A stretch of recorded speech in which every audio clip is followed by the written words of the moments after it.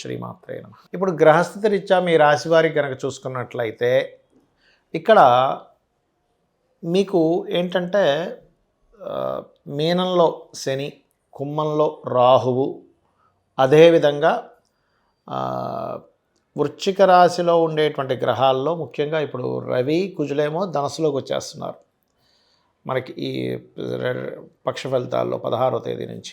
అలా ఆల్రెడీ కుజుడు 7వ తేదీకే వచ్చేసాడు, కాకపోతే 16వ తేదీ నుంచి రవి కూడా వచ్చి మారుతున్నాడు అక్కడ. మరియు శుక్ర బుధుడు కనుక చూసుకుంటే శుక్రుడు 20వ తేదీకి మారుతున్నాడు, అదేవిధంగా బుధుడు 29వ తేదీకి మారుతున్నాడు. ఇక కేతువు సింహరాశిలో ఉన్నాడు. అయితే మీ యొక్క రాశి వారికి ఈ యొక్క గ్రహస్థితి రీత్యా ఎటువంటి విషయాల్లో మీకు బాగా కలిసి వస్తుంది గుర్తుపెట్టుకోండి. ఏ ఏ విషయాల పట్ల మీరు జాగ్రత్త వహించాలి.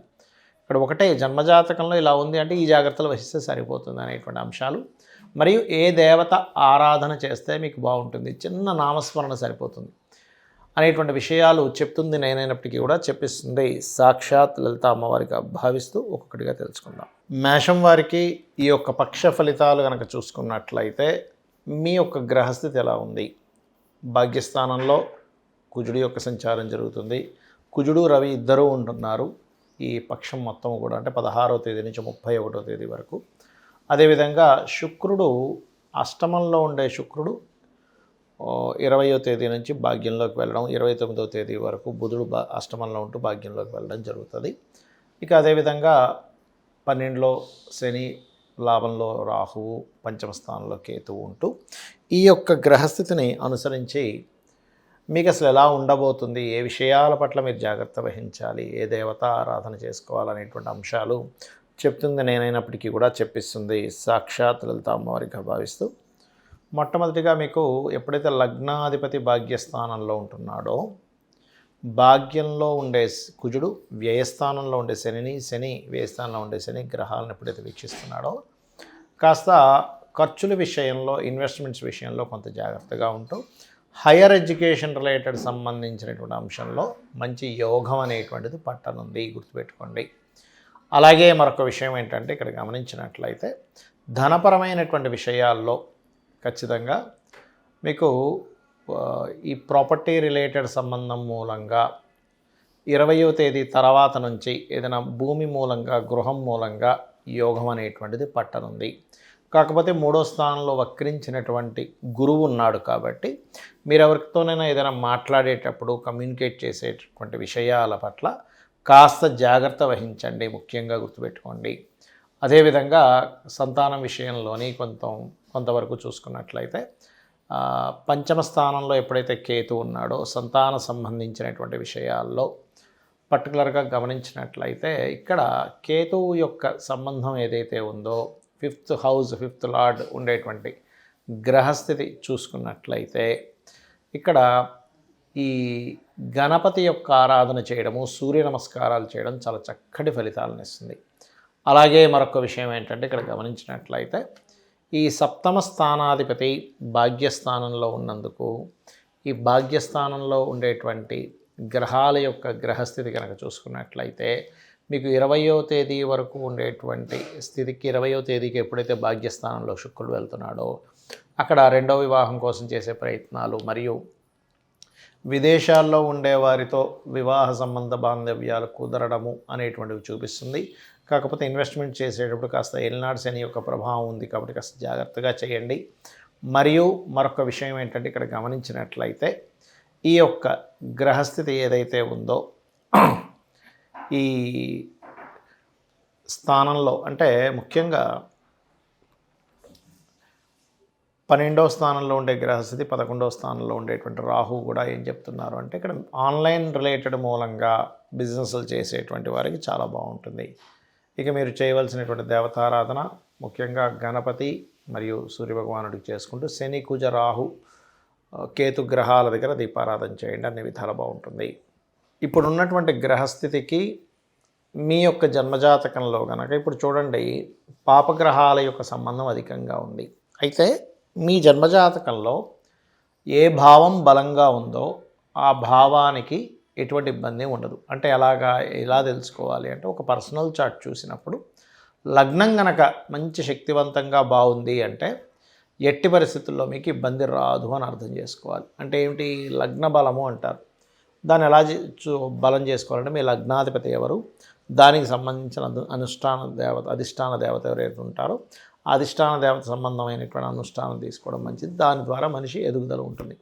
ఇక ధనాధిపతి, మీ జన్మజాతకంలో ధనాధిపతిని బట్టి మీకు ఏ వైపుని మార్గం ఉంది, అంటే ఏ వైపుని వెళ్తే మీకు గృహ సంబంధించినటువంటి విషయంలో కానివ్వండి, అంటే ధన సంబంధించిన విషయంలో కానివ్వండి, అంటే గృహం అనేటువంటిది 4వ స్థానాన్ని చూస్తాము. అయితే ధనము ఏ రూపంలో ఉంది మీకు, ప్రతి ఒక్కరూ కూడా ధనవంతులే, కాకపోతే వాళ్ళకి ఏ రూట్లో ఉందో తెలియకపోవడం మూలంగా ఆ ధన సంబంధించినటువంటి విషయాలలో కాస్త ఇబ్బంది అనేటువంటిది ఎదుర్కొంటూ ఉంటారు, గుర్తుపెట్టుకోండి. అలాగే మరొక విషయం ఏంటంటే ఇక్కడ గమనించినట్లయితే ఇక్కడ ఈ యొక్క స్థానం ఏదైతే 4వ స్థానాధిపతి, 2వ స్థానాధిపతి 4వ సంబంధం కలిగినప్పుడు వాళ్ళకి ప్రాపర్టీస్ మూలంగా ధనం రావడం ఇట్లాంటివి కూడా జరుగుతుంటాయి. అయితే మీరు ఎప్పుడూ కూడా మీ జన్మజాతకంలో 3వ స్థానం కనుక బాగుంది అన్నప్పుడు మీరు చేసే ప్రయత్నాలు సాఫీగా అవుతాయి. అలా కాకుండా ఇప్పుడుండే గోచారం కనుక మీ 3వ స్థానాన్ని ఎక్కువ కనెక్ట్ అయితే మీ జన్మజాతకంలో 3వ స్థానంలో ఏ గ్రహం ఉందో ఆ గ్రహానికి సంబంధించిన పరిహార మార్గం చేసుకోవడం వల్ల మీరు చేసే ప్రయత్నాలు సక్సెస్ఫుల్గా అవుతాయి. చాలామంది ప్రాపర్టీస్ కొనుగోలు చేసేటప్పుడు కూడా అసలు వాళ్ళ పేరు రీత్యా ఎటువంటి డైరెక్షన్లో ఉంటే బాగుంటుంది అనేటువంటి తెలుసుకోకుండా ఏదో రఫ్గా నా అందరికీ తూర్పు ఉత్తరం బాగుంటుంది అంటారు కదా అనేటువంటి దాంతో తీసుకుంటూ ఉంటారు. అలా కాకుండా పర్టికులర్గా ఏంటంటే ఇక్కడ గమనించినట్లయితే ఈ గ్రహాల యొక్క స్థితిగతుల్ని గమనిస్తూ మీ పర్టికులర్గా మీ యొక్క తూర్పు, దక్షిణము, పడమర, ఉత్తర వాటిల్లో ఉండేటువంటి స్థానాలను బట్టి ఇక్కడ ఏంటంటే జన్మజాతకంలో ఎటువంటి గ్రహస్థితి కలగనుంది, అంటే ఎటువంటి గ్రహస్థితి కలిగి ఉంది, తద్వారా మీరు ఏ డైరెక్షన్లో తీసుకుంటే బాగుంటుంది అనేటువంటిది ఉంటుంది. పంచమ స్థానాన్ని బట్టి మీరు ఏ దేవతను ఉపాసన చేసుకోవాలి, మీ యొక్క సంతానం యొక్క లైఫ్ ఎలా ఉంటుంది అనేటువంటిది కొంతవరకు మీ జాతకంలో కూడా తెలుస్తుంది, వాళ్ళ పర్సనల్ చార్ట్స్లో కూడా తెలుస్తాయి క్లియర్గా అయితే. బట్ మీ పర్సనల్ చార్ట్లో ఎందుకు ఆలస్యం అవుతుంది, అసలు ఆలస్యం అవుతున్నందుకు ఎటువంటి పరిహార మార్గం చేసుకుంటే మీకు సంతానం సంబంధించిన విషయాల్లో బాగుంటుంది.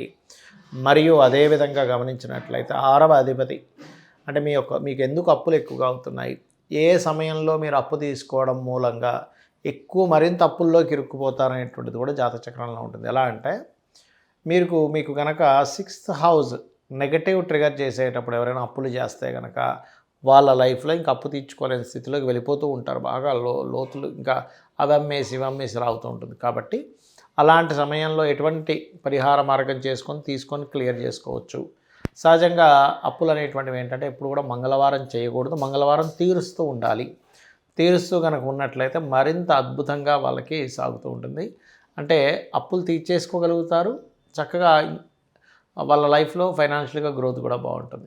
అదేవిధంగా ఇక్కడ మీకు ఏ సమయంలో వివాహం చేసుకోవాలి, జీవిత భాగస్వామి ఎలాంటి వాళ్ళు వస్తారు, అదేవిధంగా మీకు జాబ్ పరంగా కానివ్వండి, కెరీర్ పరంగా కానివ్వండి, బిజినెస్ పరంగా కానివ్వండి, ఇన్వెస్ట్మెంట్స్ పరంగా కానివ్వండి, దశమ స్థానము, లాభస్థానము, 12వ స్థానాలని పరిశీలన చేయాలి. అయితే ఎప్పుడైనా ఒకటే గుర్తుపడ, మనకి జన్మజాతకం లేదు కానీ జన్మజాతక చక్రరీత్యా మనకి ఏం చేసుకోవాలో తెలియట్లేదు, అప్పుడు ఏం చేయాలి అంటే ఒకటే గుర్తుపెట్టుకోండి, మీకు ఫైనాన్షియల్గా బాగా ఇబ్బంది వస్తుంది. ఓం సంపత్కరీ సమారూఢ సింధుర వ్రజసేవితాయే నమః. అదేవిధంగా మరొక విషయం ఏంటంటే కొంతమందికి సంతాన సంబంధించిన విషయాలు ఇబ్బంది ఉంటుంది. అలాంటప్పుడు దిగంబర శ్రీ పాదవల్లభ దిగంబర అనే నామస్మరణ ఎక్కువగా చేసుకుంటూ ఉండాలి. అలా కాదండి, నాకు పలానా వివాహ సంబంధించిన విషయంలో ఎక్కువగా ఇబ్బంది ఉంది అంటే వివాహం అవ్వకపోగా అయినా సరే కొంతమందికి ఇబ్బంది ఉంటుంది. అలాంటప్పుడు ఆ వివాహం అవ్వట్లేదు అనుకునేటువంటి వారు ఓం కామేశబద్ధ మాంగళ్య సూత్రశోభిత కందరాయై నమః.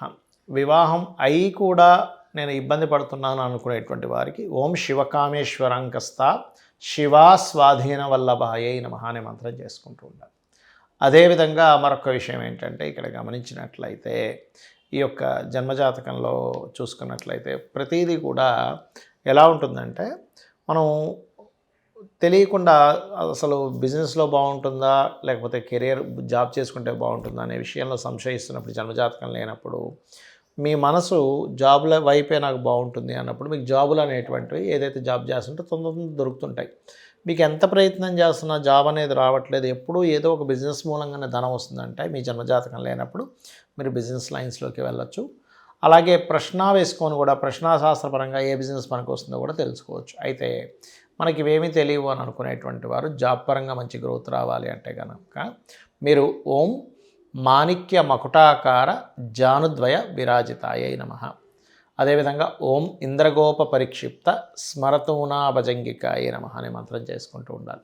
ఇవి గనక చేసుకుంటూ ఉన్నట్లయితే ఖచ్చితంగా మీకు బాగుంటుంది. అందులో ఎటువంటి సందేహం లేదు. జ్యోతిష్ శాస్త్రాన్ని ఏదో మూఢనమ్మకంగా కాకుండా అదొక శాస్త్రము, అంటే మనకి రూట్ చూపించేది అనేటువంటి భావంతో తెలుసుకుందాం. అమ్మవారి యొక్క అనుగ్రహాన్ని మనం పరిపూర్ణంగా పొందుదాం. శ్రీమాత్రే నమః.